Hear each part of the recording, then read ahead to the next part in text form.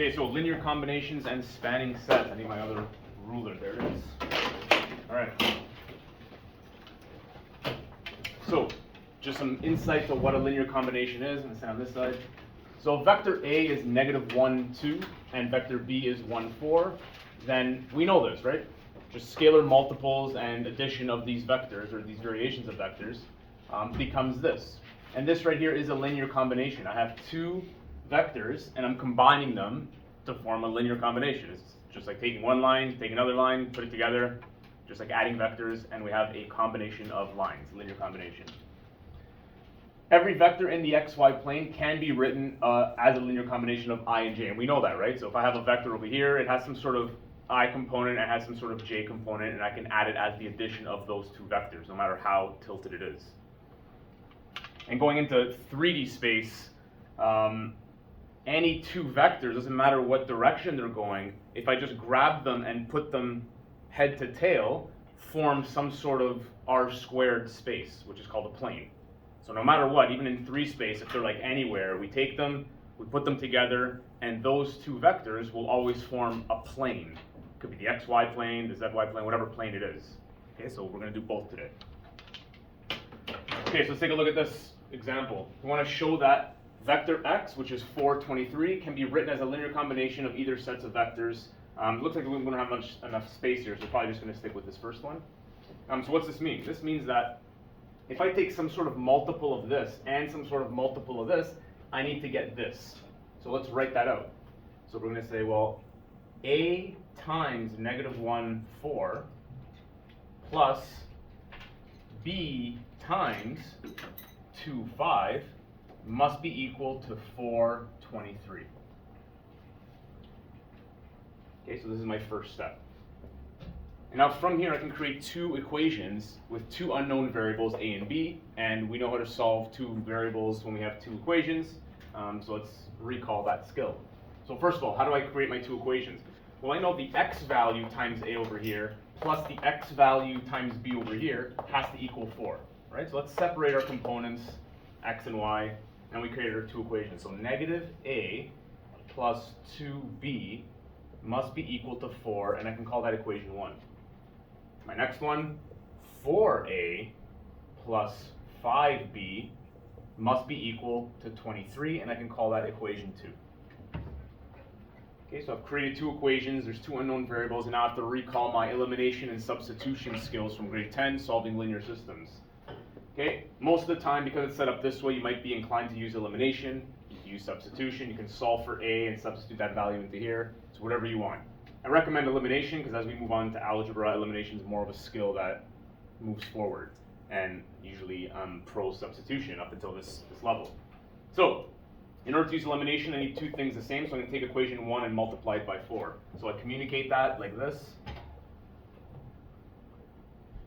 And I get -4a plus 8b equals 16, and this is equation 3. And I like to cross out that first equation lightly just so I don't pay attention to it anymore. So I just multiplied equation 1 times 4. And now that these have the same coefficients, ignoring the negative, I can eliminate the variable. How do I eliminate? With a 4 and a -4, what do I do? Add or subtract to eliminate? Add. That's how you get 0. So I'm going to take equation 2 and add it to 3. And I'm going to say 2 plus 3. Put a line here if I want to separate it. This plus this, 0. This plus this is 13b.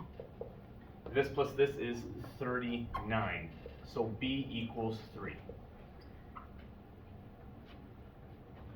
Okay, so I've solved for the multiple, or the scalar multiple on this vector. And now I need to use any one of these three equations in order to find the value of a. So I'm going to pick equation 1 because it looks easier. So I'm going to say from 1 down here. I'm going to substitute b into here. So -a plus 2 times 3 must be equal to 4. 6 minus 4 is equal to a, so 2 is equal to a, and I box it. Yeah, I just brought the a to the right and the 4 to the left at the same time there. Okay, so now I can conclude, and I can say I want to write this as a linear combination of those two vectors. No problem. I'll try to stick it in over here somewhere. Let's see. I have my two values. Here it is. Here's my linear combination. So A is 2. So 2 times 1, 4, negative 1, 4, plus 3, 2, 5 is equal to 423. A little crammed there, but I rewrote 423, that vector, as a linear combination using scalar multiples. Okay, how this process is always the same. Every single time we're doing this, we're doing elimination, substitution, create two equations, solve for the two unknowns, pretty easy stuff.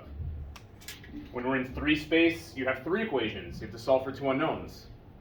Pick 2 of them, solve for the 2 unknowns, test it in the 3rd equation. If it's true, move on. If it's not, check your answer maybe, and then say it's not possible. Okay, so here we want to show that the set of vectors 2, 1 and negative 3, 1 is a spanning set for R squared. So spanning set means that all xy's exist for these two vectors. Okay, it spans R squares. Everything is possible. Okay, when we go into 3 space, it's going to span more of a particular plane because we have to restrict it to xy. Okay, but in this case, we're going to do the same thing, but because it's spanning R squared, we want to make sure that it's going to be equal to xy, like any xy. So that's our first equation. Stick with blue. So I'm going to do the same thing as over here. Some sort of multiple of A plus, some sort of multiple of 2, 1 plus some sort of multiple of 3, 1 must be equal to xy. Okay, so same deal here. Now I'm going to take the x components and separate them into an equation. So 2a minus 3b is equal to x, and a minus b is equal to y.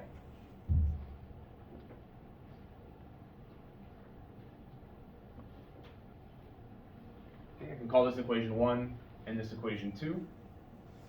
I want to get these to be the same or these to be the same. I'd rather multiply by 2 by 3 all day. So I'm going to say equation 2 times 2. And I'm going to get 2a minus 2b equals 2y, and this is equation 3, and lightly cross off 2. Now that my a's are the same, if I subtract, I'm going to eliminate that variable. So here's where I draw that line.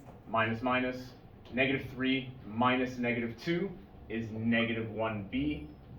X minus 2y is x minus 2y.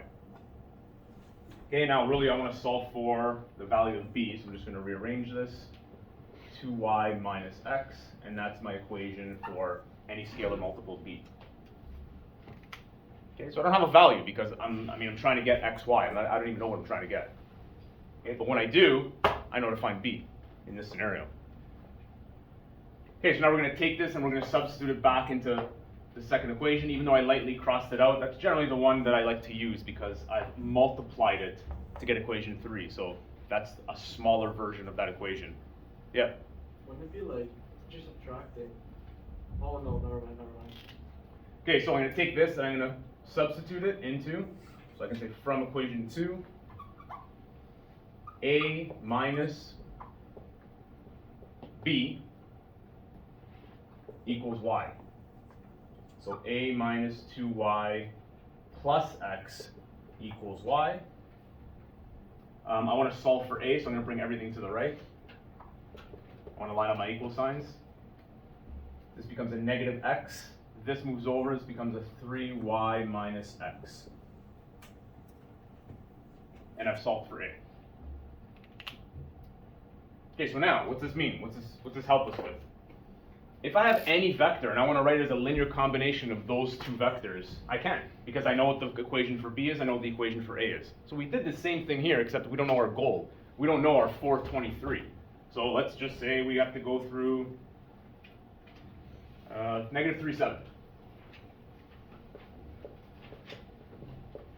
Okay, I want to write a linear combination for negative 3, 7 using these vectors. Well, this is a and this is b. So a equals negative 3y minus x, negative 3y minus x. A must be negative 21 plus 9. A must be 12. Is that right?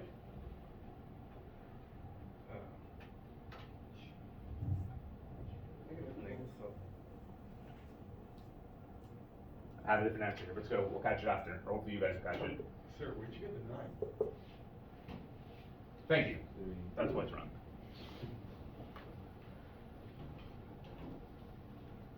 Plus 3, negative 18. A is 3y minus x. And B is 2y minus x. I'll write the equation, so we have to look back and forth. B is 2 times y minus x, so B is 14 plus 6. Please excuse this interruption. Allow me, could you please come to the main office? Allow me to the main office, thank you. I'm multiplying scalars, my linear combinations. And B is 17. Okay, so if I wanted to write this as a linear combination, I use my A value of negative 18 and my B value of 17, and it's going to look exactly like this. Negative 3, 7 is these two vectors using these scalar multiples. Well, you just picked that negative 3, 7. Made it up out of thin air. I want done. You just picked that. Yep. Okay, so sometimes we want, if we have multiple questions, multiple scenarios, like multiple vectors that would write as a linear combination, instead of doing this process 3 times, we rather come up with values for A and B that work all the time using those vectors and rip them up quickly. 1, 2, 3, 4, 5, 6. All right. Okay, and lastly, for R squared anyways, we want to write our first 3-space linear combination in terms of I, J, and K. This is easy because the vectors I, J, and K are 1, 0, 0, 0, 1, 0, and 0, 0, 1, respectively. Right? So if I want to write this as a linear combination, I can say 2, 3, negative 5 is the same as saying 2 times I plus 3 times J, I guess minus 5 times K. Okay, so this is the linear combination, but we know that these vectors are I, J, K. They're our unit vectors, so I can just rewrite this nice and clean. 2I plus 3J minus 5K, and that's my linear combination. Okay, just a quick correction here. This was not supposed to be negative. This was 3y, so it's positive 3, which becomes positive 21, which this becomes now 24. Okay, so let's move on to 3-space. We're given 2 vectors A and B, okay, in 3-space. And does vector C lie on the plane determined by A and B? So remember I said we're going to take 2 vectors here and here, who cares where they are, in 3-space. We're going to attach them and they make a plane. Now does that vector C lie on this plane or not? Okay, so this is what this problem is trying to visualize anyways. My blue markers. Okay, so same thing here. We want to see if some multiple of this vector and some multiple of this vector is going to equal this guy. Okay, so I can come up with 3 equations now. The first one is negative m plus 3n equals negative 9, equation 1. Negative m plus 3n equals negative 9, all the x components. Now the y is negative 2m minus n equals negative 4, that's equation 2. And lastly, m plus n equals 1, and that's equation 3. Okay, so now I'm just going to pick 2 to use elimination with. Doesn't really matter which ones I choose. Well, I'm going to pick 1 and 3 because I already see those together. I could pick these because these are the same. So if I add 1 and 3, the m eliminates. If I add 2 and 3, the n eliminates.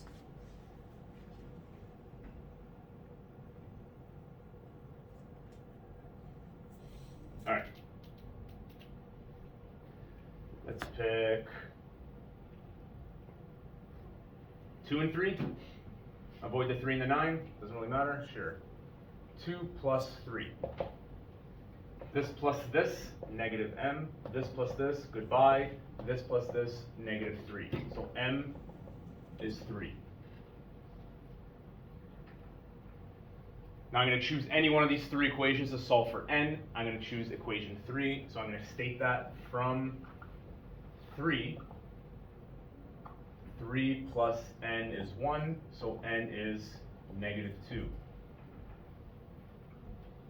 Okay, so I've solved for m and n. This is going to work for equation 2 and 3 guaranteed because I used 2 and 3 to solve for them. So the only thing I have to test is this true for equation 1? If it is, that's true. If it's not, that's false. Okay, so let's test it out.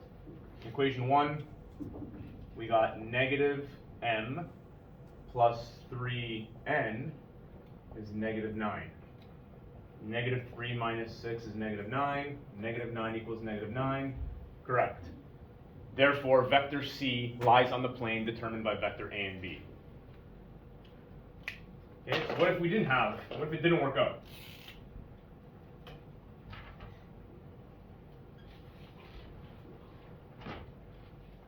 Let's try it with, we're just going to change one of them. So what about negative 9, 5, 1? Okay, now we don't have to do the whole process again, right? The only thing that's going to change really is our equation 2, because that's our second component. So if I take equation 2 and change it up a bit, I'm going to get negative 2m minus n, instead of equaling negative 4, it's just going to equal 5. Okay, so it's just this step. Instead of taking that negative 4, I'm taking this new 5. Let's say this was a new question.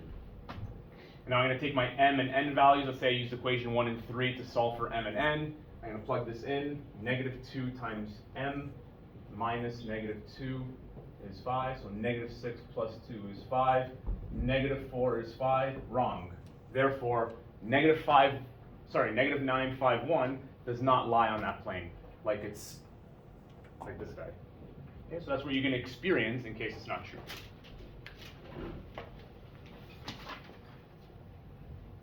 And I also want to say one more thing about linear combinations. You know, these two vectors in 3 space, wherever they were, we could make a plane, or in 2 space as well, but don't get tricked with scalar multiples of the same vector. So if I need a smaller ruler. If I have some other vector, right, these two vectors, and I attach them, and they are collinear, which means they're scalar multiples of one another, it's not going to form any type of plane, right, because it's just you're attaching them together. They're going in the same direction. It's the same vector. Say this is like the length of 1, this is length 5. Okay, going in the same direction, you're not going to create a plane. Okay, and it's not going to span anything because you don't have an area to span. It's just a straight line. All right?